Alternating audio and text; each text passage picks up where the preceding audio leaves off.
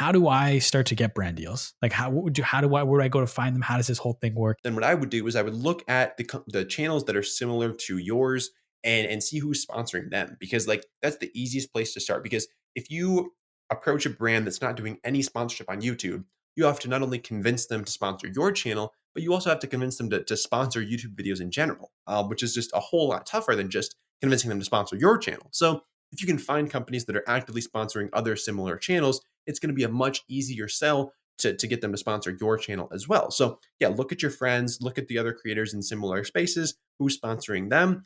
That's a good place to start.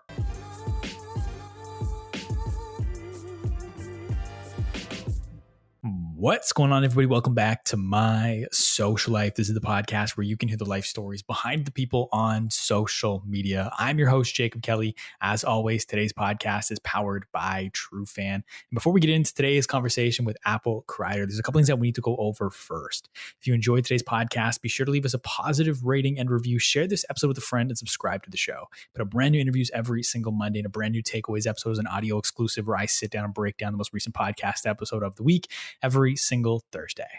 And now, today on the podcast, we are joined by Andrew Crider, who is better known as Apple Crider. Apple is the founder of Creators Agency, which helps finance creators monetize their YouTube content by creating relevant brand partnerships. Through this business, Apple is bringing in over $100,000 a month, every single month, in brand deals for his clients. This is the latest in a string of successful endeavors. I'm excited to dive into all of them today on the podcast. Apple, welcome to the show. Jacob, thank you so much. I appreciate the intro and I'm stoked to get into it. I'm stoked to have you here, man. And where I like to start every single podcast is I like to go all the way back to the beginning. So kind of give me a little bit of the backstory. I know you grew up in Minneapolis, if I'm not mistaken. So kind of talk to me about growing up there. Yeah. So grew up in Minneapolis, pretty average kid throughout like growing up, middle school, high school. Was just into having fun, wasn't really super business minded until kind of like near the end of high school when I started some different various businesses, some legal, some not. And so that just kind of led me into being interested in personal finance, got into investing, building credit, and really just kind of learning about, hey, once I earn this money, like what do I actually do with it? Because I've had part-time jobs since I was like 12. And I'm a natural saver. So I was just accumulating all this money in my bank account, my savings account, earning like 0.01% interest. And so from there, just kind of went to YouTube and was like, hey, what do I do with this money? Like, I feel like there's better uses for it than sitting in this account. So that kind of led me down the personal finance rabbit hole and got me connected with all the people that I'm working with now. And yeah, that's kind of where things all started, I guess. Yeah, that's the backstory. And so that part-time job when you were 12, that was at your uncle's campground, right? Yeah. Yeah. So from there, then what are some of those? You said you started some businesses, some legal, some not so legal. We don't necessarily have to dive into some of those not so legal businesses, but what are some of those things you were starting in high school just as ways to make money? Yeah, totally. So also I appreciate the homework that you've done. Learn about my uncle's campground and whatnot. But yeah, so in high school, the only legal thing that I was doing was I started building Instagram pages. And so a friend and I, also from my high school, we started building this Instagram page just about like entrepreneurship. We made like these inspirational posts in Canva, and then we would post them on this account. And we were trying to kind of grow it and see how big we could get it. Started eventually selling like shout outs on the page, all that kind of good stuff. Eventually, I think we got it up to like 60 or 70,000 followers, maybe. So grew that up quite a bit and actually leveraged the knowledge that I learned there into one of my next businesses, which I started in college, where I was actually working with a lot of the finance creators on YouTube to help them grow their Instagram following. So kind of took all that information about growing on Instagram and translated it to them and helped them out and made some money in the process. And I'm curious, so since those early days on Instagram, I think you even grew that first account. I think, correct me if I'm wrong, it was like 50K in the first 2 months too. Like you went quick on that first account. And since that moment, I feel like you've found a knack for growing social media. So a lot of those early lessons you learned growing on Instagram, has that helped you has that translated to the other social platforms now as they keep popping up and you grow on them? I would say it has. I guess I have been posting on YouTube for a few years. Haven't really seen any like massive success there with growing, just because that hasn't really been my focus with it. But yeah, I mean, TikTok was kind of a similar story, leveraged a lot of those early Instagram lessons to blow up on there pretty quickly as well. But I don't really have time to post on there anymore. So I'm just kind of sitting on like 180 or so thousand followers and not really doing anything with it. So I would say a lot of the skills are pretty transferable from one thing to the next. And so a lot of that stuff that I did learn on that first Instagram account about just like how to create engaging content, how to really like get people involved with your page and build a community and whatnot really does translate across any social media platform. And prior to starting that Instagram, you didn't really have social media at all before then, right? No, I didn't actually. Yeah, so all throughout high school, I was kind of the kid that didn't have any social media. All my friends had Snapchat and Instagram and all that stuff, and I just kind of steered pretty clear of that because I was like, I don't really need this in my life, you know. Like I prefer to just talk to people in person. Like I was pretty involved with sports and whatnot, so I saw all of my friends on a pretty regular basis, and just didn't really feel the need to be connected all of the time to all of these different social platforms, which is pretty ironic because now I'm like extremely connected all the time. So I might need to take some lessons from my former self and scale back a little bit. But yeah, at the time I was very just pretty off the grid, honestly. Like if you wanted to talk to me, I had to kind of track me down in person. And also, on top of being the kid that didn't use social media, you're also the kid that appeared to be invincible because in Minneapolis, where it's very cold in the wintertime, you wore shorts all year round. My gosh. I'm just flabbergasted at like how well you've done your research, man. Like this is crazy. Cause yeah, I mean like from age 8 and upward, like I refused to wear pants in the winter. And I mean that continued on to like all the way through high school and into college. I went to college in Madison, Wisconsin, and like it's still pretty cold there in the winter. So yeah, I now I'm kind of coming around to it, but dude, I just love like being cold and like cold exposure so much. Like I still take cold showers every day. I've been doing that for probably the last like 3 years. And yeah, when I was back in Minnesota last winter, there's a lake nearby my parents' place, and I would go and sit in that lake for like 15, 20 minutes a day. Water be like 40 or so degrees. And I don't know, something about being cold that's it's just kind of nice. I don't know. I get a kick out of it. I mean, that's understandable. I mean, I take cold showers as well. So I'm curious, have you like dove down the Wim Hof rabbit hole then? Not really. When I was sitting in that lake every day, a couple of my friends were telling me like, "Yo, you should really check this guy out." One of my friends actually bought me his book, which I have yet to read. So no, I didn't really dive too much into Wim Hof at all. And one other thing too, I think that we have to address before going any further is the nickname Apple. If you're or not even the nickname at this point, it is your name at this point. And from my understanding, that was first kind of given to you in the second grade because one of your friends said Andrew Crider sounded like apple cider, and it just kind of stuck from there, right? Yeah, exactly. That was actually the same friend that I started that Instagram page with in high school. So our friendship has continued on. We almost actually moved to Columbia a couple of weeks ago, but I instead decided to move to Vegas. But yeah, so him and I still stay in touch. We're still both kind of working on our own stuff, both pretty entrepreneurially inclined. So it's been cool to keep in touch with him and just like let him know every time the impact that one little like thing that he said has really had on my life. No kidding. And so, like you mentioned, you're both kind of being entrepreneurial, and from my understanding, you kind of got the entrepreneurial side from your mom, right? Yeah, yeah, she's a public speaker. Now she does a bunch of different things, but yeah, she was a public speaker when I was in probably even in middle school. She's been doing that now for probably about 12, 13 years at this point. And so yeah, I learned from her that it was possible to actually like go out on your own and like do something yourself because all the rest of my parents, I mean, I grew up in a split family. So like I've got stepmom, stepdad, mom, dad, and 3 out of 4 of them had no entrepreneurial desires, whatever. But my mom is just like all out entrepreneur, like always thinking of cool things, starting new stuff, and just like thinking big. And so really got a lot out of her in that respect, and just really learning that like, hey, like going out on your own is actually something that's possible, and like you don't have to have this crazy business plan or like know everything that you're trying to do. Like you can kind of just make it up as you go along. So now bring me back to being 14, the first time you saw your mom speak on stage for the first time. And from my understanding, in that moment, you knew that you want to spread a message to other people. Yeah, yeah.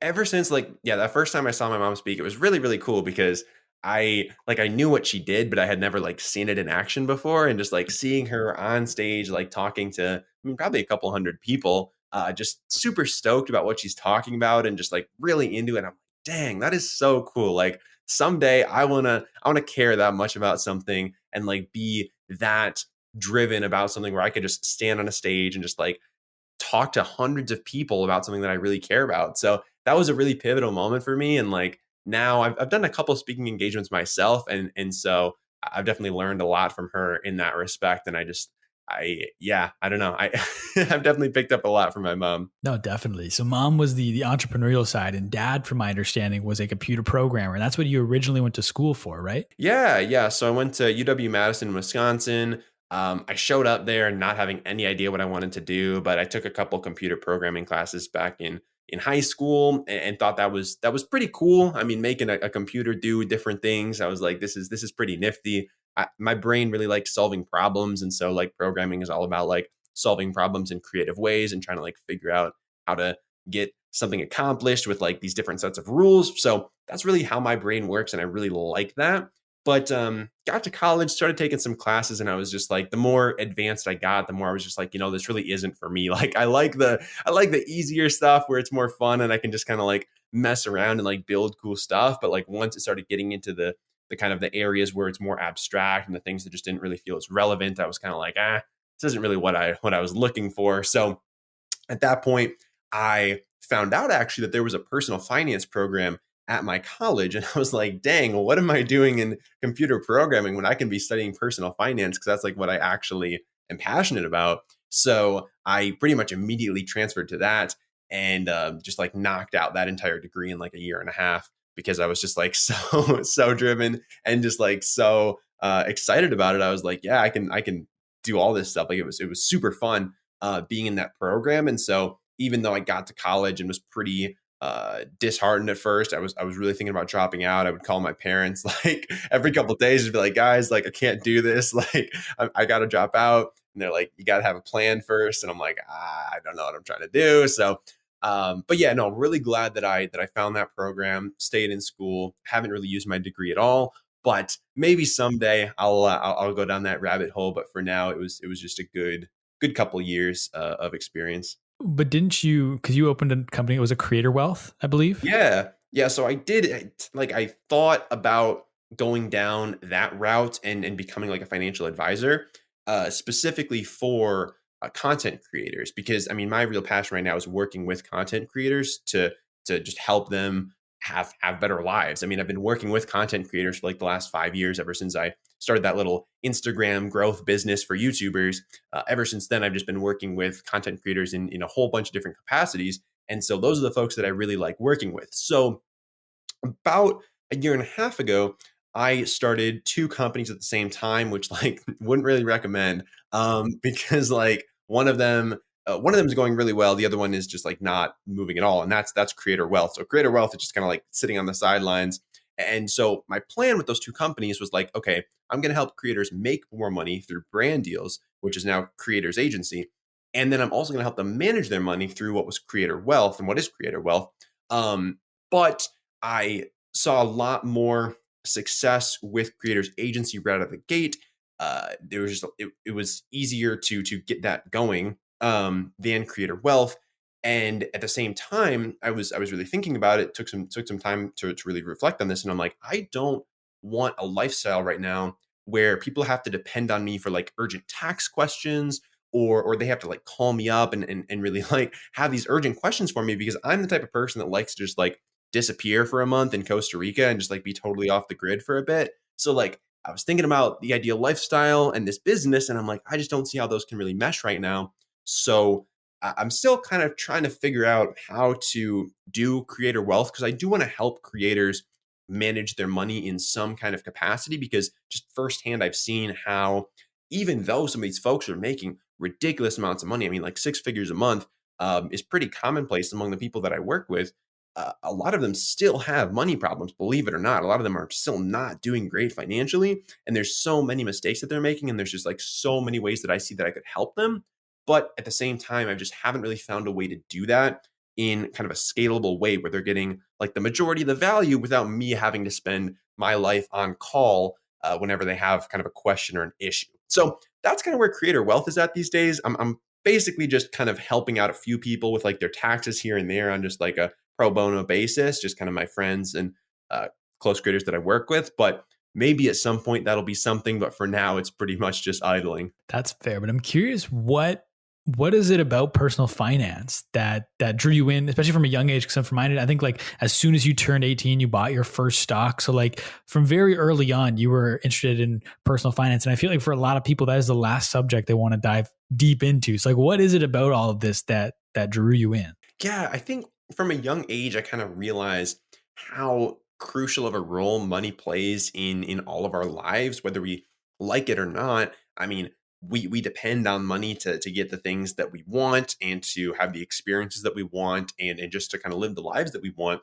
And so after having this realization, I was like, well, I should kind of figure this money thing out probably because if I want to have a good life, it'll be useful to me to have control over this thing called money that seems to cause so many problems in the world. So I just kind of started learning about money because I didn't want to have those money problems that I saw some of my friends having, some of my family members having. I wanted to make sure that I was able to build good habits from the get-go. And so yeah, being kind of like a numbers nerd and just wanting to kind of build good habits for myself, I think pretty long term in a lot of cases. So with that and with the numbers focus, finances just really vibes really well with me, and I like being able to quantify things. So finances is just a great way to be able to like quantify stuff. So kind of the culmination of all those factors led to me becoming the personal finance nerd that I am today. So for the person listening to this that hasn't really dove in headfirst to personal finance, like I've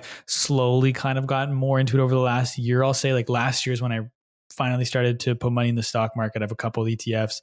I just started getting into crypto like probably 2 weeks ago. So I finally purchased some crypto, made like $30 because we spiked recently. So I mean, there we go. I'm on my way to financial freedom already. But like for someone that hasn't really done anything when it comes to investing in themselves with their personal finance, where should they even start? Because I think that's the hardest part for a lot of people is they're just so daunting, so overwhelming. They don't even know where to begin. So they just don't start at all. So where should they go first? With that in mind, it's important that I clarify that this is not financial advice. This is for education and entertainment purposes only. Exactly. I'm not your financial advisor unless we signed a piece of paper that said I am. So don't take anything I say too seriously. So I mean, I think one of the easiest places to start is kind of building your credit because with a decent credit score, it really just opens up a lot of doors to you in terms of being able to buy a house or to buy a car or to start a business. I mean, having a good credit score is just such a valuable asset. I mean, even getting free travel. I mean, now at this point, I've got my credit score to a point where I'm able to earn so many free miles on different airlines or free nights at different hotels and stuff. So being able to build your credit, it's a good place to start. It's not as overwhelming and it's pretty accessible to most people since you don't really need a lot of money to get started. I mean, investing is great too. And if you're a young person, like investing 101, like I would totally say opening up a Roth IRA is like one of the best places to start. It's basically a tax advantage retirement account where you can put money into this account. It can grow for you by being invested into different stocks. And then you potentially pay no taxes on those funds when you get to the age of retirement. So that's a little side tangent on Roth IRAs. I think those are a great place to start if you're young because you get to potentially avoid taxes on hundreds of thousands or millions of dollars of gains on your investments if you play your cards right. But on the building credit side, I mean it's really not that difficult. It's pretty accessible to start building your credit. I mean, anyone can go out there and either apply for a student credit card if you're a student. Those are really great because you're able to get approved for those with essentially no credit history if you are enrolled at some kind of institution, which is awesome. If you can't qualify for one of those if you're not actually a student, there's a number of like starter credit cards. If you just go to whatever bank you bank with and ask them like, hey, do you guys have some kind of like starter credit card where I can get started building my credit?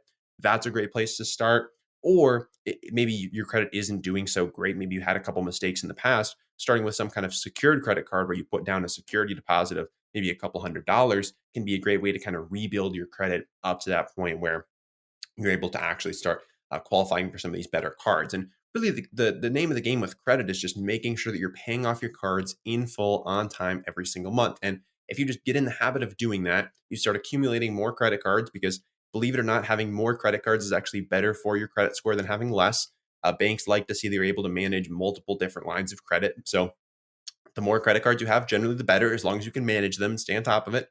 So the name of the game is just accumulating more credit cards, paying them off on time and in full.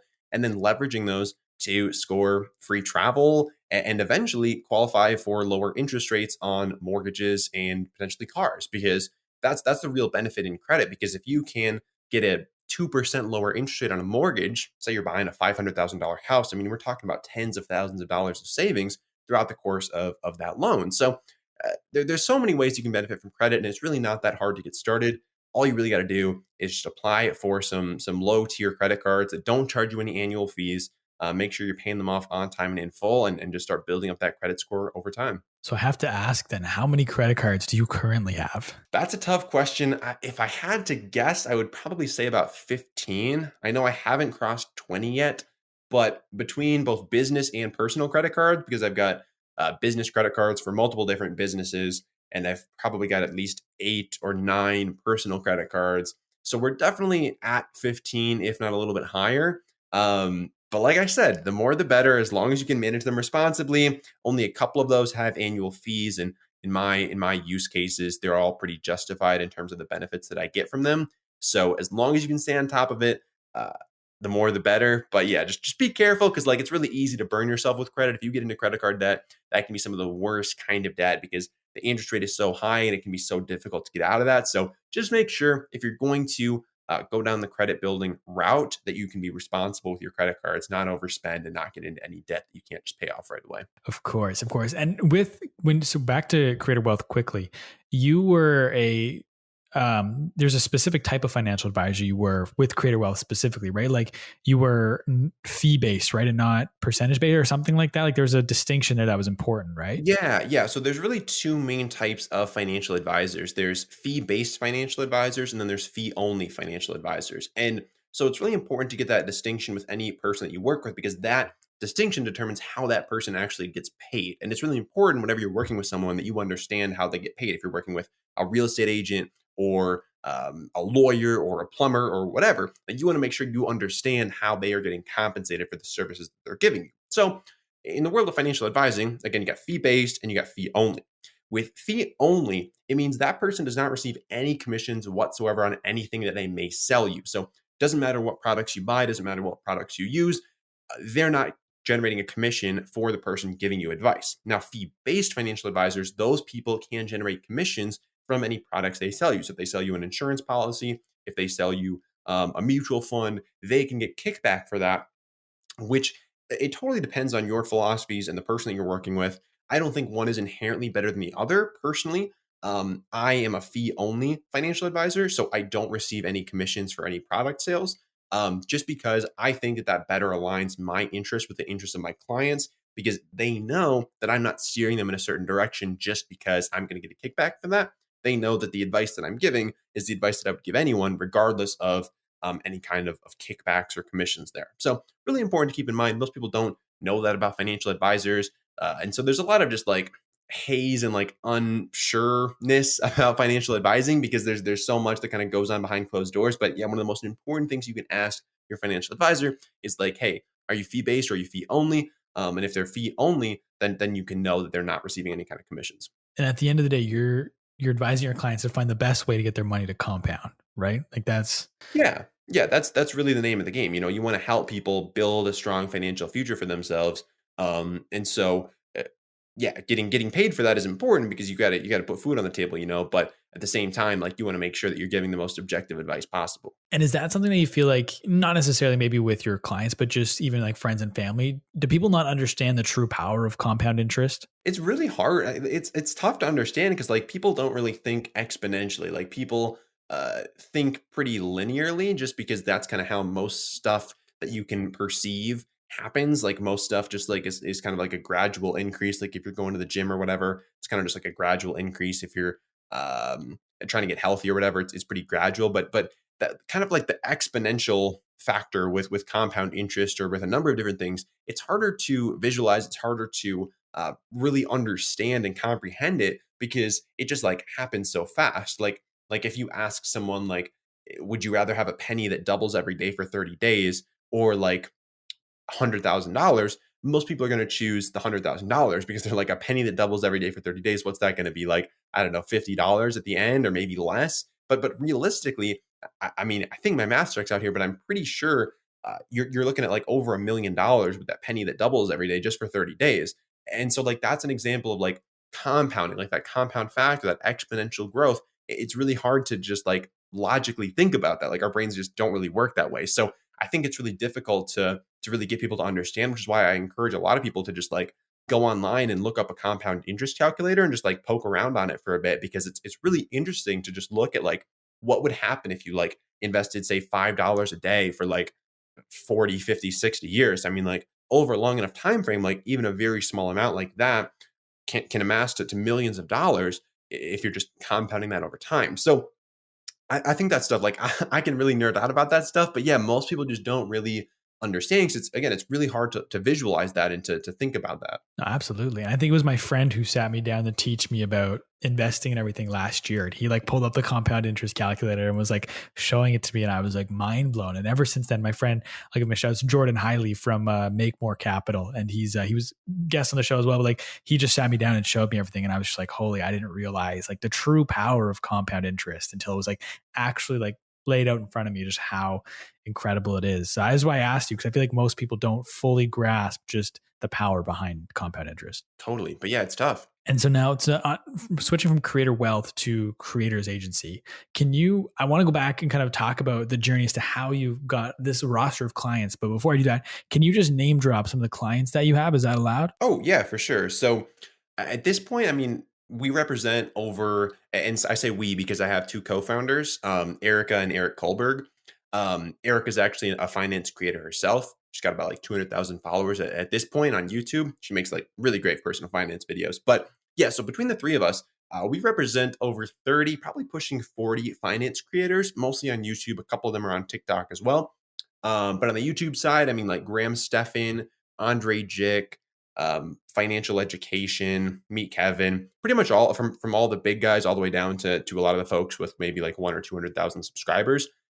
Most of the folks in the personal finance niche we represent. And then on TikTok, a bunch of people, Humphrey Talks, he's got a couple million followers. He's one of the most well-known finance TikTokers. And then from him, like all the way down. So a lot of people that if you're into personal finance at all, you probably know who they are. And so really, if we were to go back, looking back as far as we can here, the kind of like we've talked about a little bit, like with you getting into personal finance and stuff, but really networking and knowing the creators, that traces back to Ryan Scribner, right? Like he was the original one for you. Yeah, yeah. So when I first got to college, I said I was pretty just like not really vibing with it. I was like, this is not really where I want to be. So, being a personal finance nerd, I was like on personal finance YouTube at like its infancy, and so there were really like three main channels that existed at the point where I first kind of like stumbled into it, and that was Ryan Scribner, Graham Stephan, and financial education. And being a college kid that like didn't really know what he was doing, I decided to reach out to all three of them and just be like, "Hey, I'm going to work for you guys for free because I don't have anything better to do and I want to." So I basically just hit them up and started making Instagram posts for them for free, kind of just like with that information I learned, starting that Instagram page myself. And one thing that I think really set me apart here is in that initial email that I sent to them, the three of them, I actually included content that I had already made for their pages. So I didn't just like go to them and say, "Hey, I'm going to work for you. Like, I want to work for you for free." I said, "I'm going to work for you for free. I'm already doing it. And here's my first week's worth of work for you." So that, like, anytime that people want to work for someone for free, I say you got to prove yourself first. And I think the best way to do that is just like, don't ask them what they want you to do. Just like be proactive, find something you can help them with and just go do it. Cause that's gonna make a way better impression. So I basically did that for the three of them. Two out of three of them, so Ryan and Jeremy, hired me on to just like keep making Instagram content for them for probably a couple months each. And then, yeah, I stuck around with Ryan for a while, just helped him out with a bunch of different stuff. And kind of over the last like 4 or 5 years, I've helped him out with a ton of different things, from different websites to different projects to his YouTube channel. And yeah, I actually moved into his place for probably like 6 months at the beginning of quarantine because I was out in Southeast Asia, and that was not the place to be in March 2020. So had to come back pretty quickly and needed a place to land. So yeah, I crashed with him for a few months. So him and I are still really close. We still work together on a lot of different things, and he is definitely a really great guy who's given me a ton of opportunities. And the first opportunity he ever gave you was a Skype call he was giving away when you first started watching him, right? Yeah, yeah. So at the time he probably had, I don't know, 20,000 subscribers on YouTube. Now he's up over 700,000. Um and he was giving away free Skype calls. I think he was trying to sell me on something, maybe some course or some MLM. I'm not even really sure what it was. But I was a broke college student that couldn't really help him out with any of that. But yeah, he said that he saw a lot of himself a couple of years ago in me, so he decided to bring me on to just do a bunch of random stuff for him, and that was kind of where I first was able to break into the world of like finance YouTube. Having that first connection with Ryan led to so many more connections with all the other folks in the space because again, it was very very early finance YouTube. All these channels were still really really small, and it was really easy to get a hold of them. So I was able to just like make myself known. Um, as that weird dude named Apple with the crazy hair and the bandana. And yeah, ever since then, I've just been like pretty entwined in the finance niche. All my best friends are finance YouTubers, and I wouldn't have it any other way. And like I like too how when you reached out, like you said, this is a very important thing to highlight again is the fact that when you reached out to pitch these people on Instagram, you provided that value up front. Like you were there, like you didn't just say like, "Hey, I can do this," and then there's a bunch of back and forth. Like you just made it so easy. Here's the content already. Like I will keep doing this for free. Um, and then at one point, I'm curious with a lot of people, because a lot of people they go back and forth on free work. Is it a good thing? Is it a bad thing? Like I think it comes down to free work where it makes sense. As long as the value receiving in exchange is greater than the monetary value you could be charging, I think it makes sense. And for you in that case, it made sense.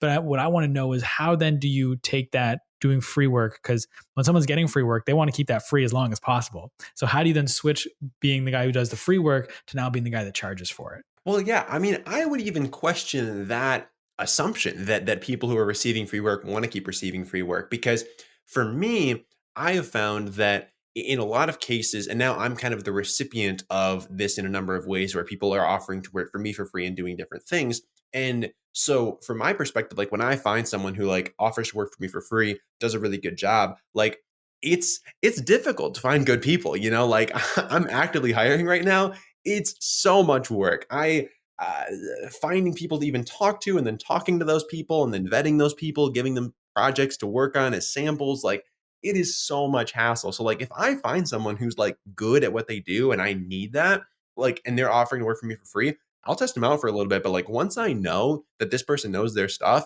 like I want to lock them down instantly. Like I don't want them to get away, you know, because if like good people they'll find someone to like bring them in, you know. So I want to be the one to bring them in. I want to be the one to capture them before somebody else does. So and what I found in my experience too is that's the case. You know, like if you find someone who uh like you gotta find someone who like actually has the means to hire you. Because if they don't have the means to hire you, then no matter how good you are, it's just not gonna happen. So you gotta make sure that the person that you're working for free can actually afford to pay you something to keep you around. But if that's the case, a lot of times I found that like good people want to keep good people around. So if you can prove yourself, if you do a good job at what you're doing, it's only a matter of time before they are like, I really need this person. I don't want them to get away. Someone else is going to grab them if I don't.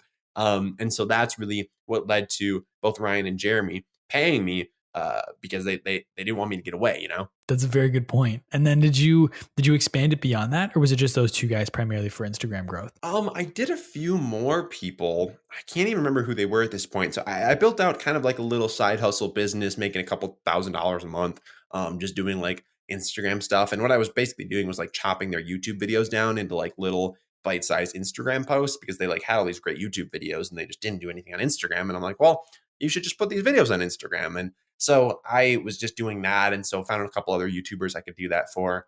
Um, but yeah, that lasted for a little bit, and it was a good little side hustle in college, honestly, because a lot of times I'd be editing those videos while I'd be walking on the treadmill, so I'd be like multitasking, getting my workout in while I'm like making some money. So it was a fun thing to do in college. Yeah. Of course. And so that's one of the ways that you networked with a lot of these finance creators. It was one, just first mover advantage, being there so early that they didn't have a ton of their inboxes weren't flooded when you were reaching out. You provided the value up front. So you're getting in front of them that way. But now the other way you were getting in front of people was with your podcast. That was another great networking tool for you, which the impetus of that, from my understanding, is because you have these side hustles in college, you got invited onto the radio at school and you just had fun kind of being behind the mic there. And that led to you starting a podcast like 4 days later, right? Yeah, I totally, man, I forgot about that being on the radio in college. That was wild. Yeah. So I had a friend at the radio station at my college radio, and she just kind of knew some of the stuff that I was working on, and so she was like, "Yo, do you want to like come on the radio? I'll like interview you. Me and my co-host will like interview you about like what you're doing." And I'm like, yeah, sure. Like, I don't know if I have that much interesting stuff to say, but like, I'd love to be on the radio because like I was actually training to be a DJ on that radio station when I first got to school, but didn't stick with it because it was like such a drawn out process to become a DJ, and I'm like, I just want to like play music for people, like I don't want to go through all of this hassle. So that was kind of my opportunity to like actually go to the studio, like talk on the radio. So I was like, you know what, it's not quite being a DJ, but it'll suit me. So I agreed to that. It was great. And like being in the radio station, I was like, this is so cool. Like all the equipment they had set up and like the recording booths. And I was like, you know what? Like I want to do more of this. So I basically, yeah, I started sneaking into the radio station. My friend, I think I got in there because my friend would let me in. I'm not exactly sure how I was getting into the radio station, but I basically started sneaking in there, yeah, the same week. And within like a couple of days, I published my first podcast episode because I was just like so into it, so just into like, yeah, talking on the mic and getting in the booth, and it was really cool. And we have to talk about that first podcast episode because you wrote the entire podcast out into a 40-page outline, word by word, and then read that document for like an hour to record, or however long it was to record that podcast. Yeah, that was really bad. I did that for like 5 or 6 episodes. You wrote a book. I pretty much wrote a book. Yeah, I could find those Google Docs, put them together, and put that on Amazon or something. Because yeah, it was wild. I had no idea what I was doing. I was like, I got to know what to say. Like I can't just go in there and not know what to say, because like also like I didn't know how long I'd be able to be in the radio station before someone would like find me and kick me out. So I'm like, I gotta know I gotta go in, get it done. But yeah, then I ended up writing like 40-page papers for like each episode and just reading them. And I'm like, this is not right. So after that, then I started interviewing people, and it was a lot more just kind of casual. Didn't have to spend hours and hours writing out these crazy scripts. And it was a great networking tool. I mean, met so many valuable connections that now have panned out into different kind of business ventures, and just like friends, and so many different things that came from that podcast. And I mean, I think like podcasting is just one of the best ways to connect with people, because I mean, as you can tell from me right now, I mean, like people love talking about themselves. And so like by starting a podcast, you kind of just give people a platform to talk about themselves and to get to know and like and trust you, because like when people talk about themselves, they're having a good time and they associate that with you because you're the one facilitating that experience. And so it's a really great way to just like start off relationships with people who might be a couple weight classes above you, but because you have this podcast, you have this platform, they're willing to give you some of their time because they want kind of the exposure you have, or just kind of want to talk about themselves. So it's really great medium. I think now it's probably a little bit more competitive than it was probably like 2-3 years ago, but still great way to build a network. Oh, definitely. And so the name of your show, was that Young Smart Money? Yeah. So, and one thing I want to ask you, because you mentioned how you were, when reaching out to some of these people, it's like you're kind of punching above your weight class a little bit. I'm curious where you find the comfort level, and I know you're gonna have a good answer to this, so I'm not coming at you with this question, but where you find the comfort level to teach people about personal finance as not an expert yourself at that point in time. Like you're still in school, you're still learning. So where do you find the comfort level to teach other people when you're still learning yourself? Because I feel like that trips a lot of people up, but it really shouldn't. So I'm curious where you got comfortable with that. Yeah, no, that's a great question. And I think it does, like just from talking to people, like a lot of folks are really hesitant to put themselves out there online because they're like, I'm not the expert in this. Like so and so's been doing it for 15 years and is like this crazy expert. They got millions of followers and blah, blah, blah. They've written books, and like I'm just this nobody who doesn't know anything. And it's like, sure, that's one way to think about it, but that's not a very productive way to think about it, because the way that I like to put things into perspective is like, as long as you know a little bit more, as long as you know a little bit more than whoever's listening to your show, then they can learn from you, and they can kind of build their knowledge and expertise. And the analogy that I like is like, say a new restaurant opens up in your town, and one of your friends goes to that restaurant, and you ask them how the restaurant is. Like you're not asking them that with the expectation that there's some expert about this restaurant, that they started the restaurant, that they know the menu front side and back side, and that they know how to cook all the dishes, and that they know the head chef. Like that's not the expectation. They just have a little bit more experience than you because they went to this place once and now they have some knowledge that you don't have and you're looking to get that knowledge from them. So my whole perspective is like, well, if I know a little bit more than the next guy, a little bit more than maybe a 16-year-old, and say I was 18 at the time, and I know a couple things more than I did when I was 16. Well, then I could have taught my 16-year-old self a couple things. So maybe there's some other 16-year-olds like me who could learn a thing or two from me. And with that, at the same time, like because it's an interview show, I also don't have to even position myself as an expert. Like I can just say, I'm not the expert, but I'm talking to all these experts and I'm learning from them. And you can just learn from this whole experience that's going on. So there's a couple different ways you can approach it, but I just think that like you're never going to be the most expert in any given field. I mean, that's very, very unlikely. There's only one person at the top, and it's probably not going to be you for really anything. Like I don't think I'll ever be the best at any like thing in the world. But like as long as you're like a little bit above some other people, like they can learn from you, and you can just create that experience for them. And while you might not necessarily be the best at one given thing, where you can become the best at something, from my kind of understanding, is where you start stacking things on top of each other. So it's like you might not be the best financial advisor in the world. You might not be the best person for brand deals in the world, but you are the best person in the world that is a financial advisor and brings in brand deals for financial YouTubers. There's no one on the planet that can beat you at that game. So it's stacking your skills on top of each other that allows you to separate yourself. Exactly. That's where you can really find your unique skill set and really shine because like yeah, once you start getting like 2 or 3 levels deep, like that's where you're really able to just like really differentiate yourself.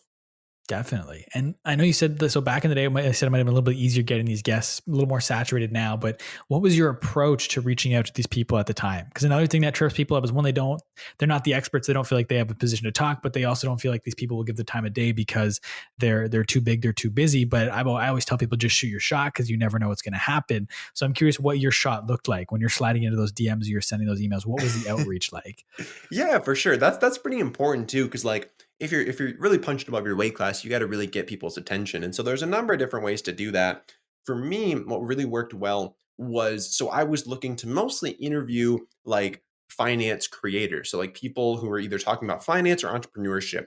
And so my thought process is like, okay, where do these people hang out? Like I want to meet them where they're already at. If they're not in their emails or if they're not on LinkedIn, like I'm not going to go to these platforms that they're not using because they're never going to see me there. So my philosophy was like, okay, I think a lot of them are on Instagram and a lot of them use Instagram DMs. So let's try that. And so I was like, okay, let's try Instagram DMs, but let's try to be a little bit more creative than the average person, because if they're getting a couple dozen DMs a day, I'm probably just going to get lost in that noise because like uh, there's no reason for them to open my DM as opposed to anybody else's. So what I decided to do was I decided to send video DMs to people, and it like might sound intimidating to some people, like oh my gosh, like I'm not gonna like get on a video and like talk to someone, but it's really not that bad.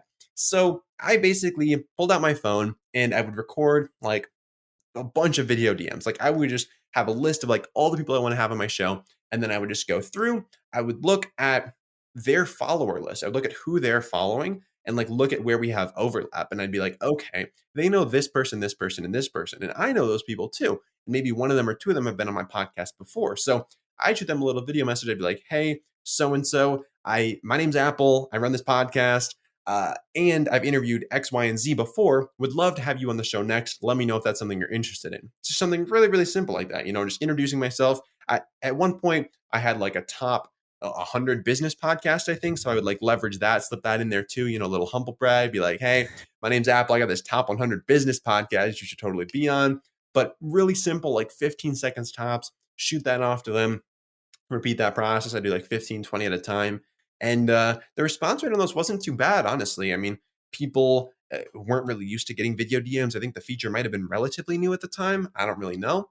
But yeah, they weren't really used to it. And they were like, whoa, that was super cool. Like, I would love to be on your show. And so that was kind of my approach for most guests, was just like video DMs worked pretty well. I'd follow up a couple times if I needed to with some more videos. But sometimes I'd try voice memos too, because those tend to work pretty well. But yeah, just getting a little bit more creative. Because if you're just sending them like a text that says like, hey, so and so, I want you to be on my podcast. It's like, why would they do that? Like first of all, they're probably not even going to open your message in the first place. But even if they did, like there's nothing that makes it stand out from the rest. So you got to just figure out like how can you be different than everybody else? Like, what is everybody else doing? And then figure out how to go above and beyond that. And like at this point, there's ways to like I have a friend who has a business where he sends video cards and custom socks with people's face on them. So like you can pay him like $30 and he'll send some person that you want to get a hold of a card that has like a video playing on it, which could be like you being like, it could be like the next version of a video DM, it's like you on this card and you're like, hey, so-and-so, I want you on my podcast. Here's some socks with your face on them. And he's got this whole business about that. And so people use his business to like get a hold of random people. But like there's so many ways to get creative with it that if you're just trying to like go down the traditional path, you're probably just not gonna have much success with that. No, 100%. I completely agree. Cause like I've done that with my podcast. Where I started doing it is on Twitter, and I actually tweet it as a tweet. Cause if you put the @ first, it doesn't show up in the feed, right? It just goes to that person's mentions. And so they'll get a notification, but if they don't have their message requests on, they won't get a notification. So if you tweet it at them and mention them, it'll go to their mentions, and not everyone's mentioning them all the time. So like that's another way to cut through, but I also record the video. Like that's the biggest thing. Like I get message like, oh, thanks for the video. Like that's such a good call out that you said that. Cause I completely agree. And you mentioned how your podcast was also top 100 podcast. I believe it was 5 a.m. the first time you saw that. You were like 80th or something when you checked. Yep. Yeah. So I had a pretty good run of like high quality guests in a row, like maybe like two or three of them. So like my show was getting a good amount of traction. And yeah, I wake up pretty early. And at the time I was just like, I knew my show was in the charts. Like I think it was like when I went to bed, it was like somewhere around like 150 or something. And so I went to bed and I'm like, oh my gosh, like every day I was checking it just to like see where it was at. And it would go like up 2 places and then like down 3 places or whatever. But yeah, I opened it up first thing in the morning. I wake up and I see it. It's like spot like 82 or something. And I was just like freaking out. Like I couldn't freak out too loud though, because I had a shared apartment at the time with like 4 other dudes and they were all like fast asleep. But I was just like internally just like freaking out because yeah, finally breached through that mark. And it was just super exciting. And to have that, and like total vanity metric. I mean, like nothing too significant about that. But at the time, it was just like my main focus was just like growing the podcast. So like seeing that was like super exciting. So what are some things or some of your tips for growing a podcast? Yeah, so growing a podcast is really tough because like unlike YouTube or really any other social media platform, like podcasting is not really a search engine and there's not really a good built-in discoverability feature on really any of these podcast apps. You have to drive people there from other places. Like you have to go outside of the podcasting platform and bring people into your podcast. So that part's pretty tough. For me, I really only had success with like 2 things, really only tried 2 main things. One was being on other people's podcasts. So that's really helpful because like if people listen to that person's podcast, well, then they already listen to podcasts. And so if they like you, then they're probably going to check out your show too. So that's a great place to start. But then the second thing you can do is to interview people on your show that have large followings, because like that's where I had all my success from. Was like I interview people. I was interviewing social media creators. They have large dedicated followings. So if I was able to have a good conversation with them that they were then motivated to share with their audience, then I get this whole new influx of people who like this person. If they like the conversation we had, then they might like me too. They might listen to a couple more episodes. And so that was really where all of my growth came from. And so with that, I mean, it's really not enough to just like have people with big followings on your show, because you have to make it easy for them to share it with their audience, because like if they don't share with their audience, and their audience is probably never going to find it. So my whole approach was just like, okay, find people who I want to talk to that have big followings and then make it really easy for them to share it. So I would, after the fact, make them like social media posts. I would send them the link right away. I would like follow up with them. I'd like make sure it was really easy for them to share it with their audience, so that hopefully they would do that. And then I would get that influx of people to my show. Did you find a majority of people were posting when you did that? Yeah, I mean, a good amount. Like if they enjoyed the conversation, that's also a big part too. If they enjoyed the conversation and if it's still like fresh on their mind, because that was a big thing for me. Like I wanted to turn around the episodes pretty quickly while it was still fresh on their mind. Because like if these people went on a bunch of different podcasts, then maybe they'd forget about my show by the time it went live. So I always made sure to like turn it around pretty quickly, make them a cool social media post, and then just make it really easy for them to share it. And I found a good amount of success with that, honestly. That's awesome. And one thing too that I've heard you talk about in the past is when it comes to podcast monetization is everyone thinks of monetizing it from the audience perspective, but you can also monetize it on the back end with your guests, which is what you did for a lot of different endeavors, right? Yeah, yeah. So with podcast monetization, most people just think about like ads that run on podcasts, which is like a fine way to monetize, but it's honestly it's really hard to monetize with like ads because you need so many listens just to make it viable to be getting paid a decent amount from advertisers. So one of the much better ways in my experience to monetize a podcast is through monetizing your interaction with your guests because like for me at the time, I was doing a bunch of different things. I was building out websites. I was still doing some kind of like social media growth stuff. And so a lot of my guests were people that were like perfect fits for like the different things that I was offering. So after the podcast was over, I would basically be like, hey, thank you so much for being on the show. Just so you know, I have this business where I do this thing. And a lot of times, like I would like during the podcast, I'm like trying to pick up on like and try to like edge into like, okay, like how can I really make an effective pitch towards this person about like my services and like how they need them. So I'd ask them things about like what they're struggling with and like stuff about their website and blah, blah, blah. So by the end, I'm like, okay, I have a pretty good idea of like how I could pitch to this person in an effective way. And so after the mics are off, I'm like, hey, just so you know, I do this. I help people with that. And if that's something you're interested in, just let me know. I would love to chat with you about that. And so that was really effective for me because like things that I was selling would be for like thousands of dollars. So that's way more effective for me than trying to sell some podcast sponsorships because I mean, I had a decent amount of people listening to my show, but probably only realistically would have been like a couple $100 an episode. But if I'm able to sell like someone something for like $5,000 after a podcast, you know, like that's going to be a lot more effective than selling ads on like 18 different episodes, you know? Of course. And I mean, one of your business was Podblade, I believe, right? And you scaled that to 25K a month. Yeah, yeah. So that was a business that I was running probably close to like 2 years ago at this point. And yeah, I mean things things went kind of south with that one. Just I kind of got into business with the wrong person. On that one, we just had some disagreements about things and so that I mean that led to me almost getting sued. Um, so then I kind of stepped down from that business and went on to do other things. So that was probably about 2 years ago at this point. So I can look back fondly now, but at the time it was pretty awful. Almost getting sued is not really a fun time. Talk to more lawyers than I would have liked to. So I can yeah. imagine it's not that. We don't need to dive any deeper into Podblade. We can leave it at that. But where I was going with that was though is that during this time when you're running all these businesses, you're doing this top 100 podcast, you were still in school, weren't you? Yeah, yeah. So I only got out of school um almost ye- God, wait, let me think about this. Almost 2 years ago now. Yeah, almost 2 years ago I got out of school. December of 2019. Um so yeah, yeah.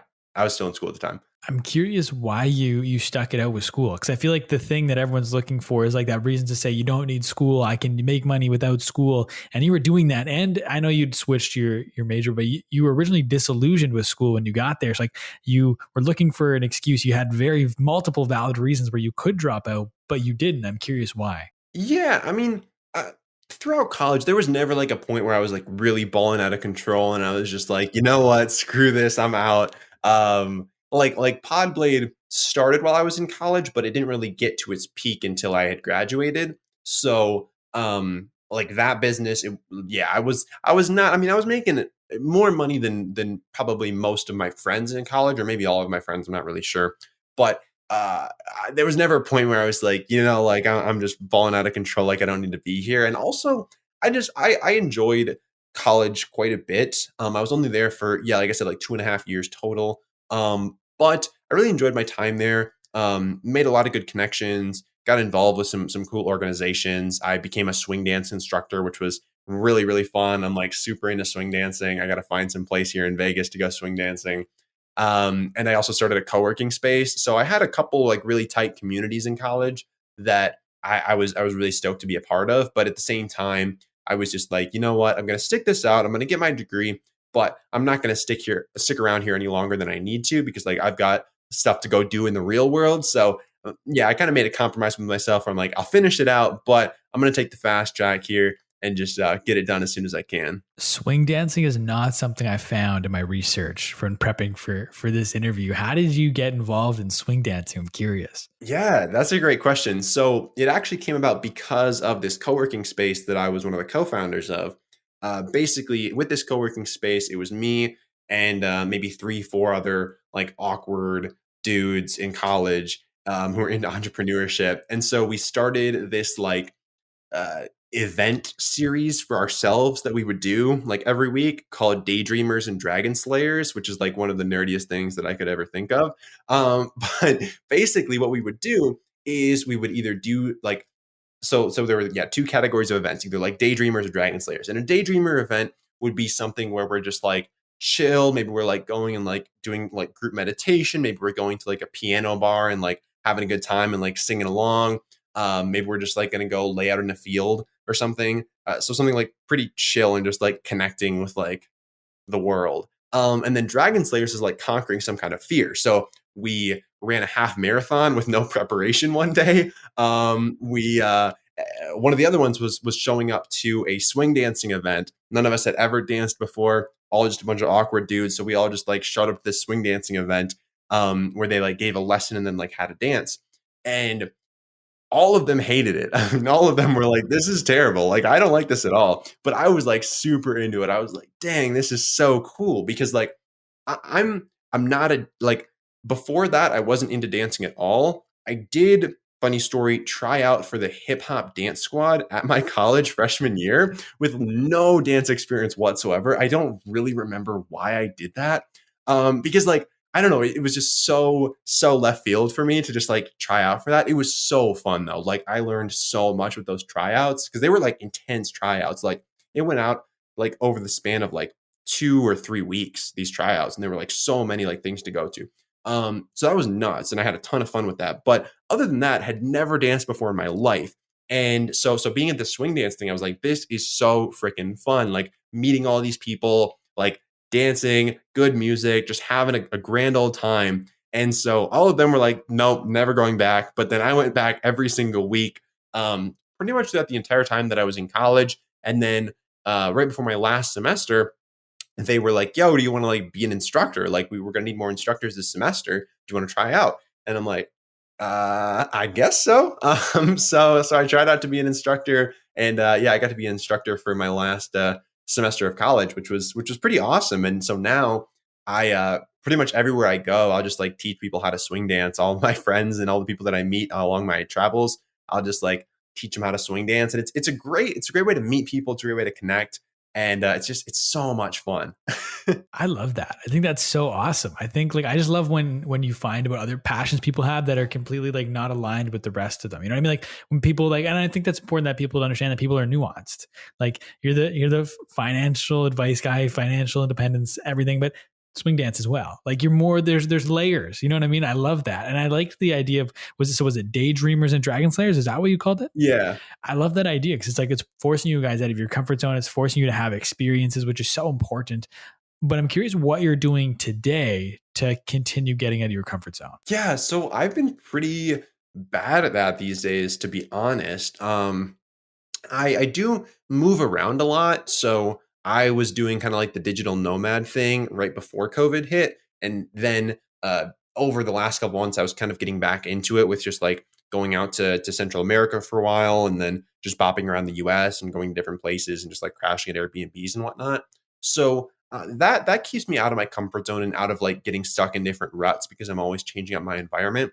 But at the same time, like I am definitely a creature of habit. And recently I just haven't been as intentional about like getting outside of my comfort zone. So now that I'm here and kind of rooted in Vegas, I gotta find some ways to do that. But Jacob, if you have any suggestions, I'm definitely all ears. Anything that's worked well for you lately? No, and I feel like I'm very much a creature of habit, and I feel like sometimes, like in my building, my girlfriend and I moved into this building for the amenities. Like, there's a rooftop where we can go work. There's a co-working space in the basement, and I feel like I just like sometimes just breaking the routine of unplugging my laptop to go downstairs is like, I just don't even do that because I get so stuck. So it's like, I was asking you because I was also looking for some ways. Like my girlfriend and I, we talk about like even just we should start going to a coffee shop and working from coffee shops. Like just trying to get out in the city a little bit more, especially now that pandemic's like knock on not over, but like things are loosening and like that's more of a possibility now. So that's why I asked, because I feel like it's so easy to get comfortable. And even when you're pushing yourself out of your comfort zone, I always say like your comfort zone expands and it envelops you. So you just have to constantly be stepping out of it. And I feel like I don't do a very good job of that. So I was curious if you were constantly finding ways to step out of it.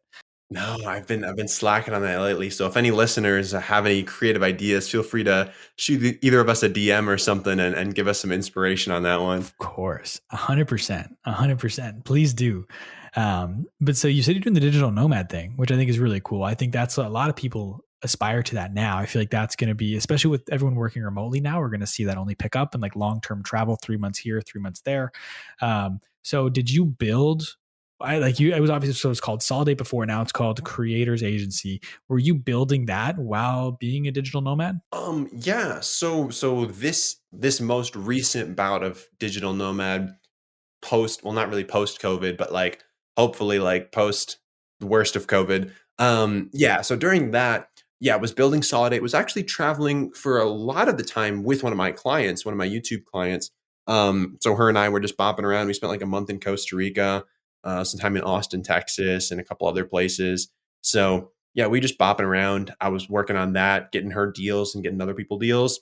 And yeah, and then on my first bout of digital nomadism, when I was out in Southeast Asia, that's when I was still working on Podblade, which was nice because we actually had a team of like 25 or so people in the Philippines. So normally you're like 12 hours off in terms of time zone. So it's like hard to coordinate, a lot of late nights here or early mornings or whatever. But yeah, being there was like super convenient because we were like all in the same time zone and it was like super nice. We are getting a ton of stuff done. So yeah, with both of those, yeah, anything that I do, I like to be able to do from wherever. So yeah, whenever I'm traveling, I'm still working. I'm always plugged in. That's awesome. And I kind of want to dig a little bit deeper within Creators Agency now.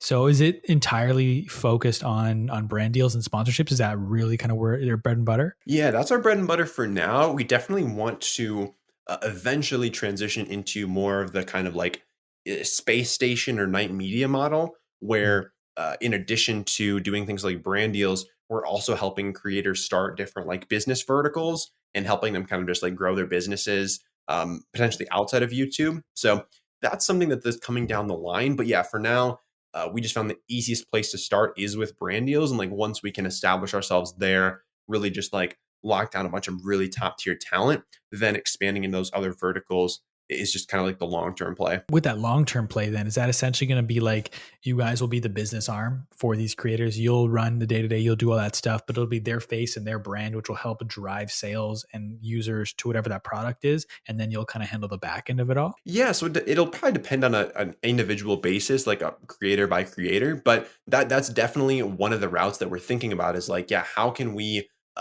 help them either like, yeah, systematize their existing business or build new businesses without really having much personal involvement in that. Like for example, Mr. Beast Burger. Like Mr. Beast is one of the biggest YouTubers. He launched this virtual restaurant, and he had this team at Night Media kind of like working behind the scenes to like coordinate all of that so that he could mostly focus on like the big picture stuff, the visionary stuff, the marketing, and they were kind of doing all the fulfillment behind the scenes. So doing things like that where we can, yeah, help creators fulfill on these things that maybe they've dreamed about doing for a long time, but just have never had the resources to actually put into action. Like helping them do that is something that's really exciting to me. Yeah, no, 100%. So how big's the team at the moment then? It's just three of us right now. It's just the three co-founders.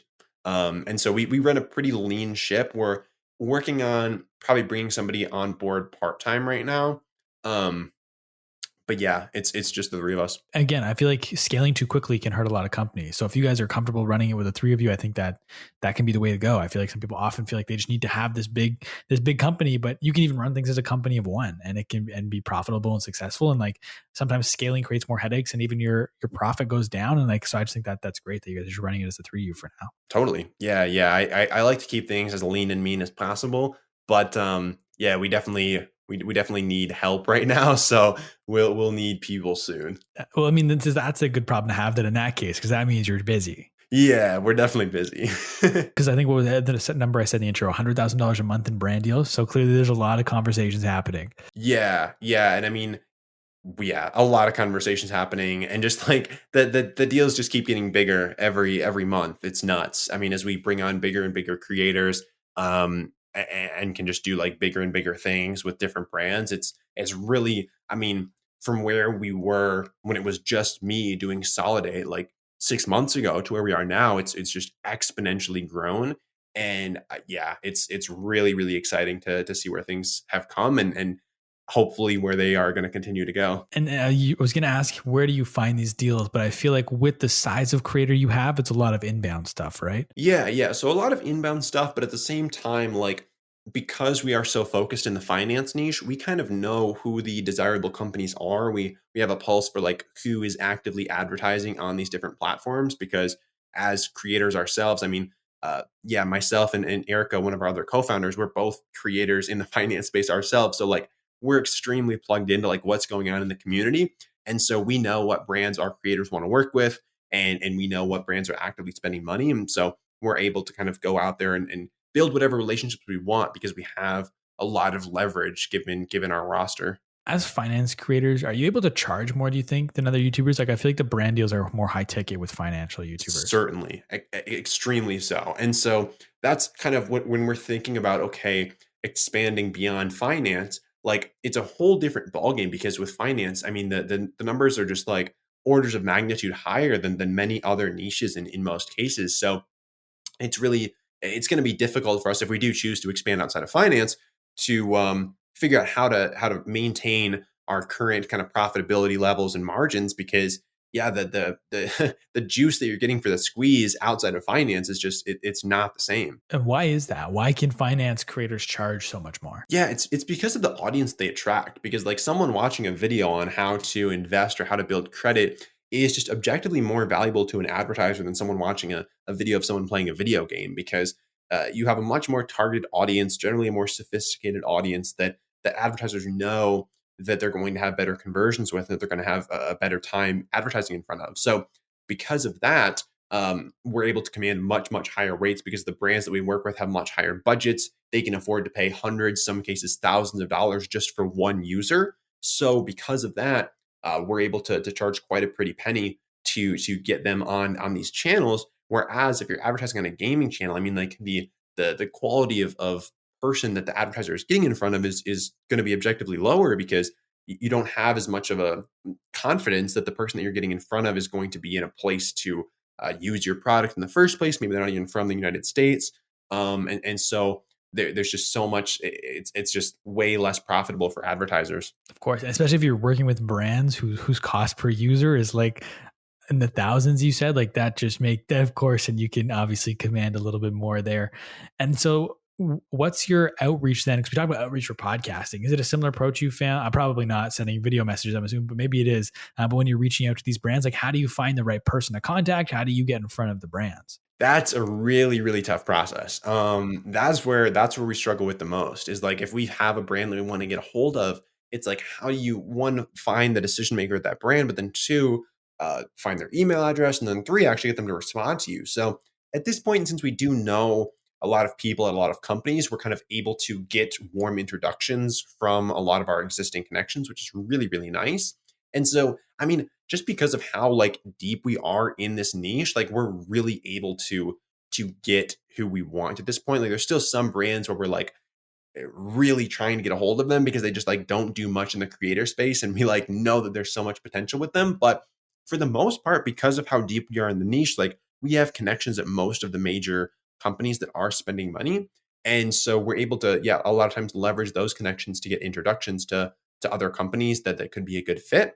But when I was just getting started, it was a big struggle. I mean, I had a virtual assistant whose full-time job was just to try to scrape through LinkedIn and find me the right people and find me their email addresses. So um, it's definitely not easy, and that's where the majority of my time was going in the past. But yeah, now just as things scale up, it just becomes easier and easier to get a hold of the right people. As more people know me, and as we do business with more brands. On that note, then, how do you, or are you able to upsell these brands because you have such a big roster of creators?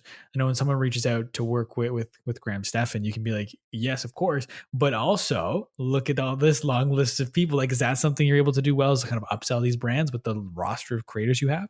Certainly. And I mean, that's our main focus is like putting together like big campaigns. Like we want to do big things. Like we want to, if a company reaches out, like we don't want to just do one video on one channel. We want to do 3 months worth of videos on 30 channels, like we want to make sure we're doing things as big as possible because it takes a comparable amount of effort to sell one video for, I don't know, $10,000 as it does to sell 10 videos for $100,000, So we really want to make sure that we're being as effective as possible. And so if a brand wants to spend money, like we want to be the people that help them spend money. So yeah, we're definitely always trying to yeah, leverage things and just build bigger and bigger deals and get bigger and bigger results for these guys. And obviously, without diving into actual numbers, how do you approach that? Because obviously, when you're upselling a brand, they're going to expect they're going to be able to get a better deal, right? Because the more people they work with, the better the deal. But then if your upsell is instead of posting with one creator, you're posting with 10 creators and the brand wants a better deal, that means the average cost per creator is going to go down. So like, is there an understanding with your creators where like, hey, we might be able to loop you into other deals, but that means it won't be your regular one-off rate? Or like, how do you approach handling that? Yeah, no, it's a good question. I mean, usually, a lot of folks want long-term deals. Like a lot of creators want to work with brands on a long-term basis. So if we're able to bring them a deal and say, "Hey, we've got these guys lined up to do 2 videos a month for 3 months," they're going to be willing to compromise a bit on the per video cost there.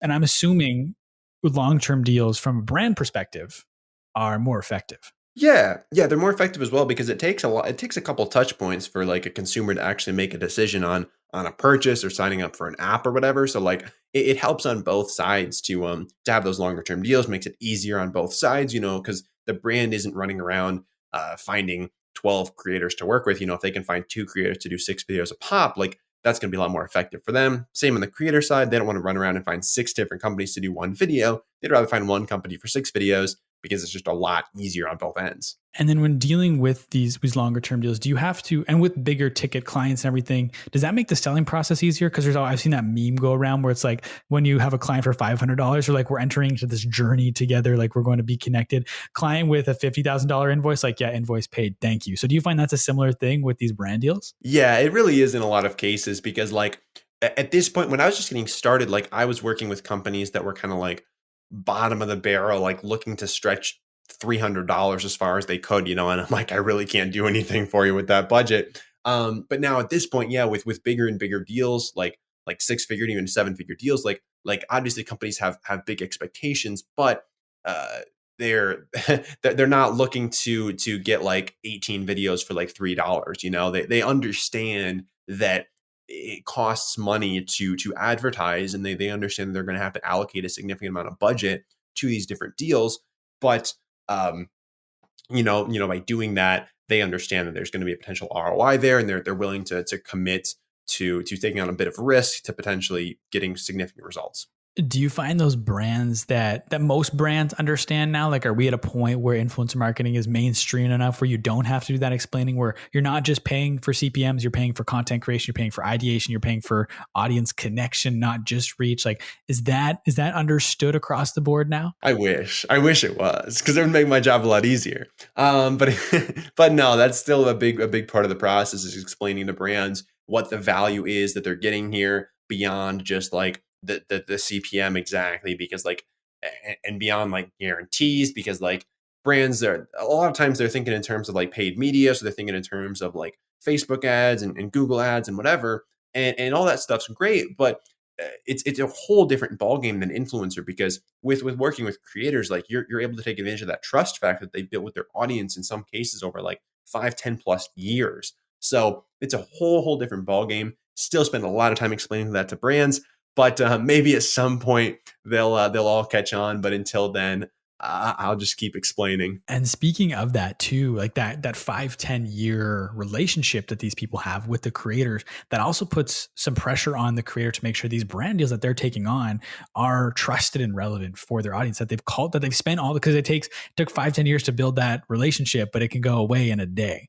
So that's also important. Yeah, totally, totally. And so, yeah, a lot of our creators are very particular about the brands that they work with. And so that's why, again, we would much rather just like build really deep relationships with like just a few really high quality brands, and just make sure that we're able to like hook them up with a lot of creators and hook those creators up with a lot of deals. Because, yeah, I mean, there are like really, really well known brands that are great to work with. And so, yeah, we just want to work with those brands as much as possible. From the agency perspective, is it like fee based or is it retainer based? Like, how have you decided to kind of structure that with your creators? Yeah, so everything is pretty much just a commission structure. So like we have a cut of every deal that we put together is basically how it goes.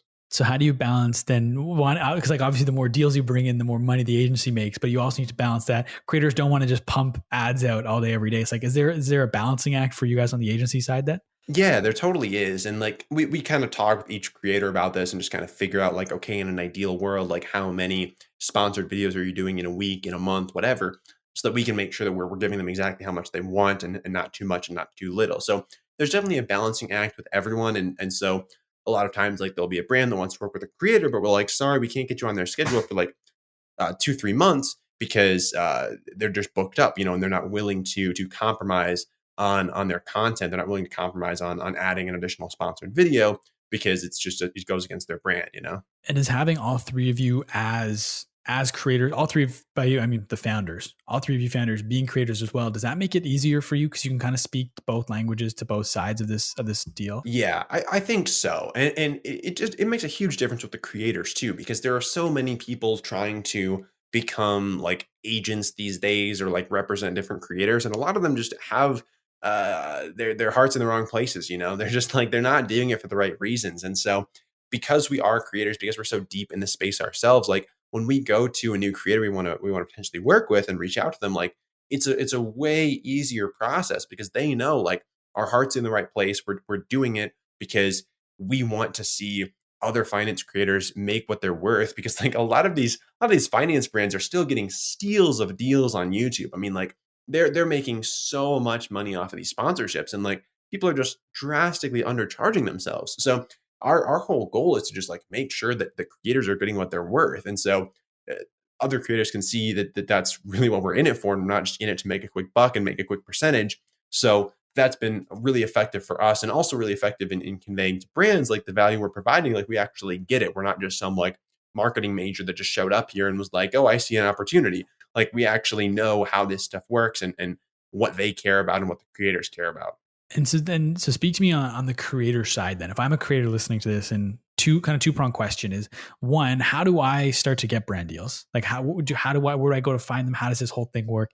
And how do I know what to charge? Because I feel like that's always the hardest question, whether you're starting an agency, whether you're trying to get brand deals, what do I charge? So what's kind of your advice on that? Yeah. So in terms of getting brand deals in the first place, um, the best thing to do is, well, one, I mean, once you get big enough, brands will start reaching out to you. But if you're not at that point yet, then what I would do is I would look at the channels that are similar to yours and see who's sponsoring them, because like that's the easiest place to start. Because if you approach a brand that's not doing any sponsorship on YouTube, you have to not only convince them to sponsor your channel, but you also have to convince them to sponsor YouTube videos in general, which is just a whole lot tougher than just convincing them to sponsor your channel. So if you can find companies that are actively sponsoring other similar channels, it's going to be a much easier sell to get them to sponsor your channel as well. So yeah, look at your friends, look at the other creators in similar spaces, who's sponsoring them. That's a good place to start.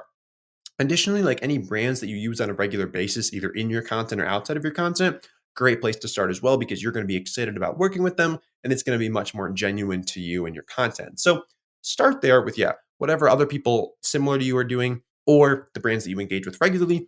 And then you just got to reach out to them. And so that can be pretty tough in general. I mean, you're going to want to be looking for people who are like heads of growth or influencer marketing people at different companies. Like depending on the size of the company, they might have like a dedicated influencer team, or they might have like a head of growth, or they might have a whole bunch of other positions. But really, like if you connect with somebody in the marketing department, they can usually point you in the right direction. And so I'd say honestly, LinkedIn is probably the best place for that because you can see what their job title is and just find someone who's going to be a good fit. So I'd connect on LinkedIn with them and just kind of let them know, like, hey, I'm a creator, would love to make something happen because I really enjoy using your product or whatever. And then from there, in terms of how much you should charge, in general, just charge. You should be charging more. So you should be charging because most creators drastically undercharge. But in terms of actually putting some numbers to it, it's really difficult. I mean, you should be charging more than what you'd be getting from YouTube ads. So, say for example, you have a YouTube channel that gets 100,000 views per video, and you have say a $10 CPM, meaning that advertiser is going to pay like $10 to get in front of 1,000 of your viewers. Well, doing some quick math here, you multiply $10 by $100,000 CP or 100,000 views. That's like $1,000 you'll make on a video from YouTube ads before YouTube takes their cut. So that means an advertiser is willing to pay $1,000 potentially to get in front of that video and be in front of all your people. So you should be charging more than that because if the ad is coming from your mouth, way more valuable than just playing some random pre-roll ad before your video. So you should definitely be charging more than that. And I mean, I would say start with at least 50% more than that. And just keep raising your rates until you start getting more no's than yeses. And even then, you can probably just keep raising your rates. So like in most cases, I mean, most of the creators that I work with, we're charging 5 times their CPMs or more. I mean, you can charge significantly more than your CPM with these brand deals because again, there's so much value they're getting. There's so much value that they're getting from these sponsorships. And like they wouldn't be sponsoring videos if their ROI on them was not significant. And so, yeah, I mean, just keep cranking up the prices. Honestly, like it's very rare that I find a creator that's charging too much. Just like when I hit someone up for the first time. So, when in doubt, just raise your rates. And if you've gotten like 2 yeses in a row, raise your rates by 25 to 50%, and just keep doing that. And with there being more value than just views in some cases, even if you're a small creator, you can still reach out to these brands. Like you might not be able to command huge rates if you don't have a ton of views, but like you're still creating content. If the brand can use that content, that's another service you can provide. So there's other value you can provide as a creator beyond just that view count. Oh, totally. I mean, like, yeah, I've helped creators film ads for different brands that aren't even posted on the creators channel. It's just used for the company to use in their own advertising. Um, and yeah, there's so many different ways you can provide value to brands outside of just like having a big channel where you can post the content in front of your own audience. So definitely getting creative is really important. I know we're a little over time here, so I'm going to jump to some of my last couple questions here. I have 2 questions or 3 questions. And one of the first one being is, from my understanding, when you from 18 to 21, you were very money motivated. I found that in a podcast where you said that, but that's changed now. I'm curious how that's changed. Yeah, so I mean, once your basic needs are met, at least in my case, like the uh, additional like incremental revenue has the diminishing rate of return. Basically, like if my income goes up a couple $1,000s a month, like it doesn't really have a huge impact on like my quality of life because like I'm making enough to live the life that I want to live right now. And so there's just like seeing the numbers go up, the rate of return on that is diminishing. So uh that being said, I mean, I am like I'm very numbers driven, black and white kind of person. So like having some kind of way to quantify progress is good for me in terms of just like being able to see things increase. But uh, it really doesn't like the amount of utility that I got from going from like $2,000 a month to like $8,000 a month is much greater than going from like 8,000 to like 14,000. Even though it's like the same amount of money, it's like the utility on that is significantly lower because like my needs have already been met. So um yeah, I mean that I would say, yeah, at this point that's not a huge motivator for me. It's good because I can just kind of like keep track of like progress, but it's not really super fulfilling, I guess. How often do you look back on the whole journey?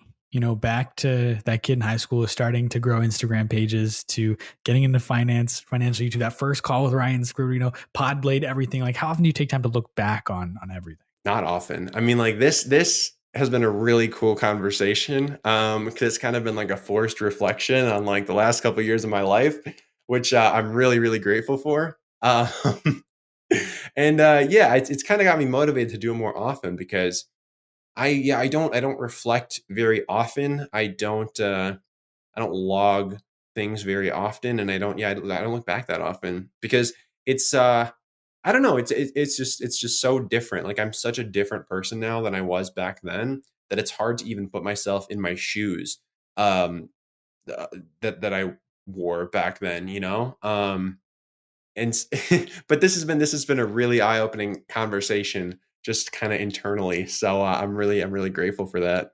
I'm glad to hear that. Thank you, man. I appreciate it. My next, I lied. I have two questions left. This one is, so there are three types of people in the world. Firstly, there are people who make things happen. There are people who watch things happen, and there are people who ask what happened. Which do you want to be? I want to be the person who makes things happen, man. Like I think that's where the fun happens, you know. Like I wanna always be creating stuff. I want to always be like making things happen and creating opportunities and just like uh, yeah, changing the world around me, you know. I love that. And I asked you that. I heard you say that somewhere in prep, and that's where that came from. So for the audience listening, they're like, "That's never in your last couple of questions. Where did that come from?" But my genuine last question is I like to flip the script a little bit for it. So instead of me asking the question, it's you asking the question, but it's not to me. So pretend you have a crystal ball, and you can ask this crystal ball any question, and you'll get the 100% honest answer. What is one question you want to know the answer to? How do eels reproduce? Um, my friend was telling me this crazy thing about eels and how they reproduce. And it's like nuts because like science apparently I haven't looked into this myself. So maybe I should do that first. But he told me that like scientists when they cut open eels, they like don't have any like reproductive organs. But apparently they like go so like eels from all over the world will go to the Bermuda Triangle to reproduce. And they go to the Bermuda Triangle when they get like old. And then old eels plus the new eels come out of the Bermuda Triangle. And like nobody knows what happens in there. But I don't know. I just think that's crazy. And like if someone could just like explain to me how that works, I would really appreciate that. But yeah, I watched a couple of YouTube videos. Seems like a total mystery. And that's what I would use my one question for. That is so bizarre. And I think that's a great use of that question. Like, yeah, I never know what to expect. Sometimes people are like, what happens when we die? But today we got to find out what happens with the eels when they're born. Yeah. So yeah, I didn't know that. That's insane. It's pretty crazy. If anybody knows, hit me up. I would love to know. Yeah, that's just crazy, man. But I love that. But thank you so much, man, for taking time to come on the podcast. I want to give you the floor now. Where can the people find you? Plug anything and everything you got right now. Yeah, so I don't have too much to plug these days, but yeah, creatorsagency.co. That's our website if you want to check that out. Hopefully, by the time this podcast goes up, it'll be more than just a little landing page, and we'll actually have more info on there about like who we are, what we do, who we represent. Because again, it's pretty new that I have like merged. It was running Solidate, merged that with another agency, and so now we've got Creators Agency. So hopefully by the time this show is out and by the time you're listening to it, that'll be all good to go.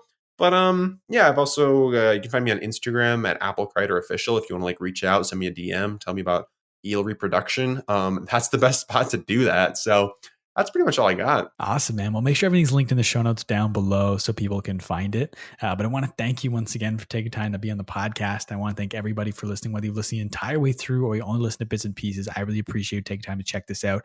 Everyone do me a quick favor. Go and follow Apple. Maybe DM him about seal reproduction if you have some insight. Like I said, it'll be linked in the show notes down below so you can find it. If you'd like to follow me, you can find me everywhere on social media at the Jacob Kelly. Feel free to come and say hello. My DMs are always open. As always, today's podcast is powered by True Fan. Thank you once again for listening, everybody. We'll talk soon.